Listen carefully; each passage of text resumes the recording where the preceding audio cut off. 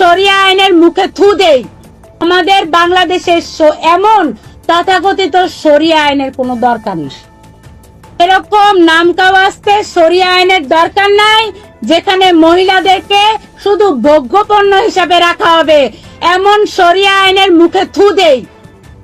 এমন দেড় ব্যাটারি মাদানি হুজুরের দেয়া শরিয়া আইনের দরকার নাই, যেখানে মাদানির মতো লোকেরা বলবে এক বিয়ে করে পুরুষ, দুই বিয়ে করে বীর পুরুষ, তিন বিয়ে করে মহাপুরুষ। এমন পুরুষের আমার দেশে দরকার নাই। আমার দেশে আমার ভাই দরকার। মহাপুরুষ আর বীর পুরুষের কোনো দরকার নাই। আমরা ছোটবেলায় রবীন্দ্রনাথের কবিতায় পড়েছিলাম, বীর পুরুষ সে যে তার মা সহ পুরো জাতিকে বাঁচায়। আর এখন এই দেড় ব্যাটারি মাদানির হুজুরদের কথা মতো বীর পুরুষ হলো সে যে খালি বিয়ে করে। আমাদের তো দরকার নাই। নারীদেরকে যেই আইন ভোগ্যপণ্য বানায় এমন আইন দরকার নাই। আহমদুল্লাহ যে শুধু ওয়াজে বক্তব্য করে আর তার বিভিন্ন পেজ থেকে সে কি করে, মানুষের কাছ থেকে খয়রাত করে বেড়ায়, খয়রাত করে মূলত চলে।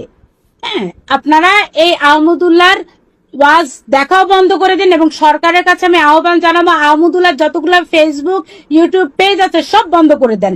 সে একটা ইউটিউবার, সে ফেসবুকে এই ওয়াজ দিয়ে সে টাকা রোজগার করে, কোনো হুজুরই না।